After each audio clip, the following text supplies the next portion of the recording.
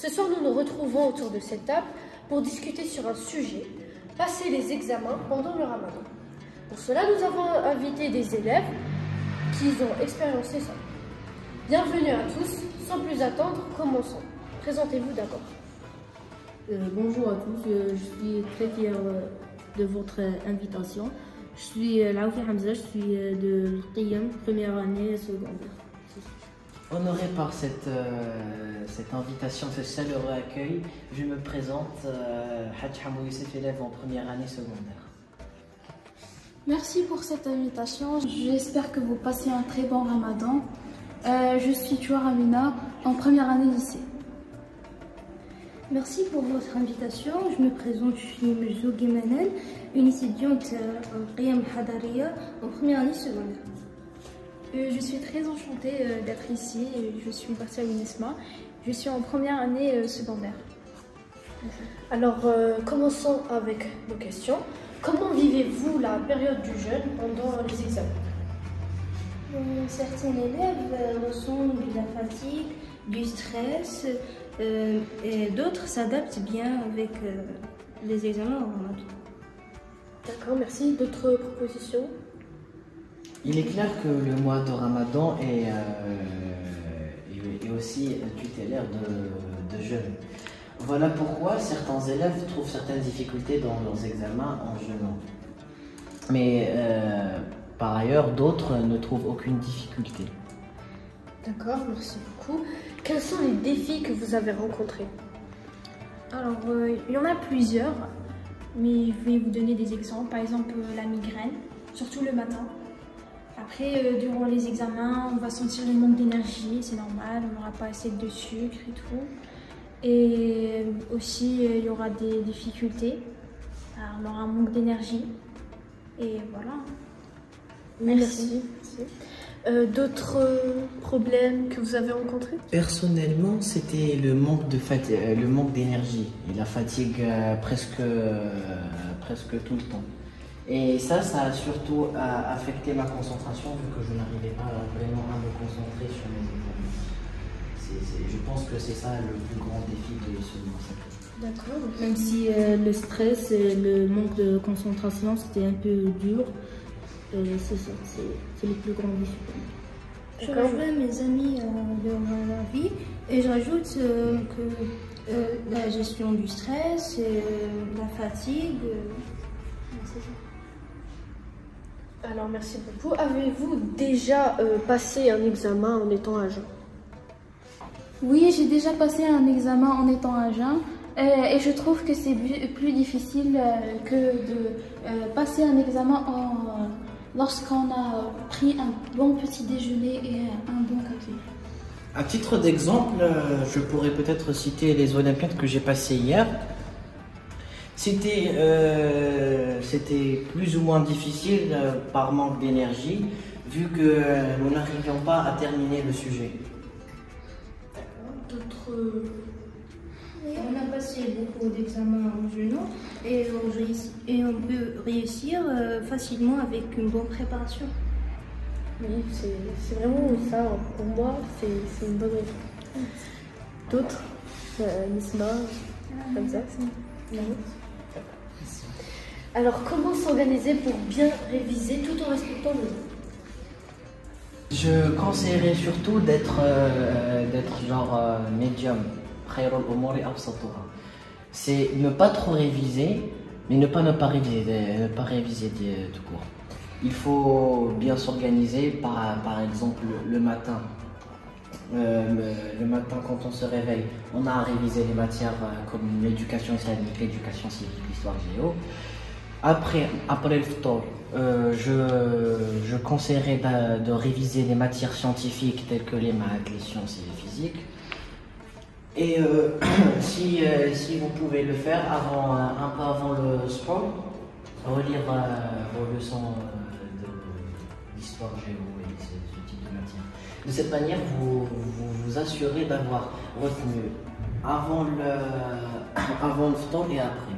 De cette manière, vous aurez une sorte d'autonomie avec le jeûne et ça ne sera pas vraiment une sorte barrage à votre développement intellectuel. Alors, selon vous, est-ce que vous avez d'autres propositions? Comment organiser votre emploi du temps pour réviser? Oui, selon moi, ma expérience dans les examens pendant le ramadan, je préfère de réviser le matin car on n'a pas trop la soif et on se concentre mieux qu'après le tour. Donc on est lourd et tout. Merci beaucoup. D'autres...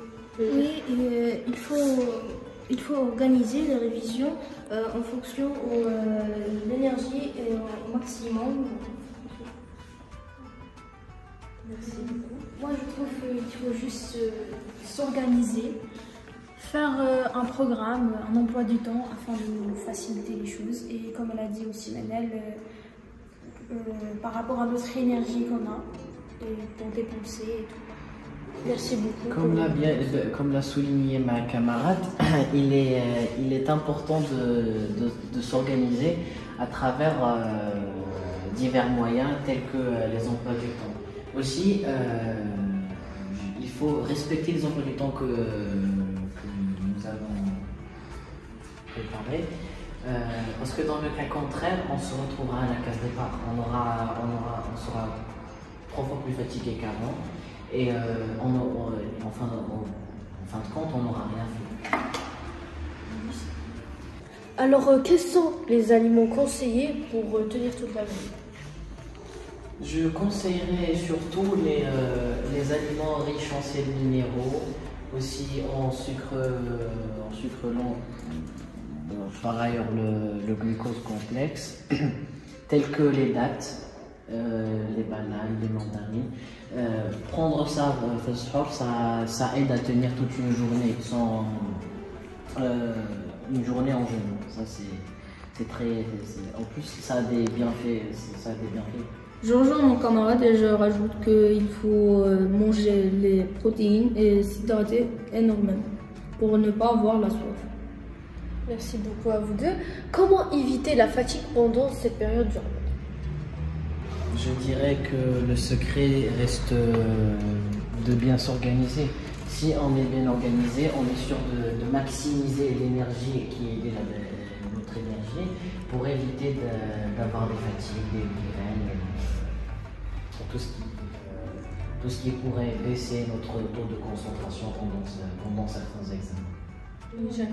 Je suis d'accord avec vous, et on peut aussi faire des siestes. Bon, ça dépend aussi des élèves, car il y a ceux qui évitent de faire des siestes car ils ne peuvent pas dormir la nuit.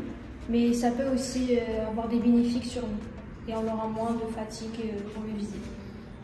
Merci beaucoup à vous deux. D'autres propositions? Aussi, je pense qu'il est primordial de bien dormir. Bien dormir, je veux dire par là, c'est ne pas veiller tard et ne pas aussi se réveiller très tôt non plus. Certes, il est bien de réviser le matin, mais il ne faut pas passer ça devant notre sommeil. Vu que le sommeil, c'est la manière de se reposer. Vous avez raison, merci beaucoup. Alors, quelle est l'importance du sommeil et de l'hydratation après le ftour et après le soir? Pour l'hydratation, vu que nous aurions passé toute une journée à ne rien boire, le corps humain a tendance à s'assécher. Donc, certes, le jeûne a des bienfaits, mais il ne faut pas oublier qu'il faut bien évidemment prendre de l'eau après le ftour. Prendre de l'eau, ça aide à réhydrater le corps qui en a vraiment besoin. Aussi pour le sommeil, je dirais que le sommeil c'est très important parce que après avoir passé une journée à passer des examens en étant à jeûne, la fatigue accumulée peut nuire à les examens du lendemain. Voilà pourquoi je préconise de bien dormir.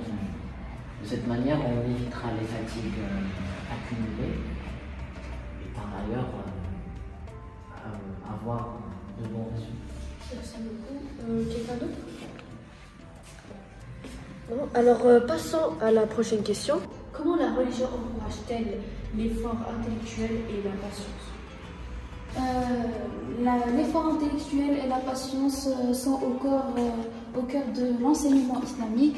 L'islam nous incite à faire des recherches soit scientifiques ou religieuses, comme c'est cité dans le verset coranique, le premier verset coranique, Iqra. Et aussi, l'islam nous incite et nous encourage à la patience à travers le jeûne. Alors passons à la prochaine question. Est-il permis de ne pas jeûner lors d'un examen difficile ou complexe? De mon point de vue, si c'est un examen dit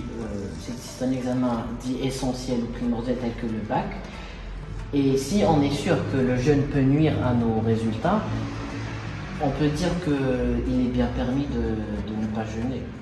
Mais si on sait que le jeûne n'affectera en rien les résultats de cet examen en lui-même, je dirais qu'on aura à jeûner et c'est la meilleure chose à faire. Alors je vois votre point de vue, mais y a-t-il des contre ou des pour? Oui, bon, moi je ne partage pas vraiment son avis parce que je trouve que, bon, en étant musulman, on doit quand même respecter notre religion. Et surtout quand le ramadan c'est juste un mois par an. Faut pas non plus abuser, surtout que avant les musulmans en faisant des guerres, ils faisaient des guerres et tout en jeûnant. Alors voilà. Merci beaucoup à vous deux. Quand est-ce que le jeûne est bénéfique pour notre corps? Pour le jeûne, aide à éliminer les toxines et favorise la perte du corps. Aussi, il monte la concentration. D'accord, merci beaucoup. D'autres faits scientifiques, on va dire? Je rejoins la discussion et je rajoute que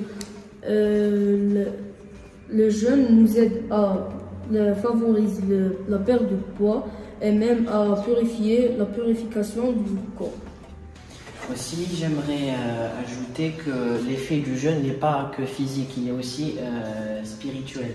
Quand l'humain jeûne, il se sent plus près de Dieu et il a ce sentiment de paix intérieure, si vous voyez ce que je veux dire. Et ce sentiment de paix intérieure nous aide à surmonter ces épreuves, cette épreuve qui est le jeûne.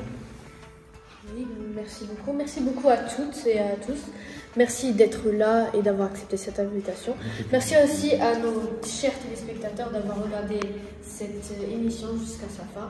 On se revoit pour la prochaine fois. Je vous souhaite le meilleur.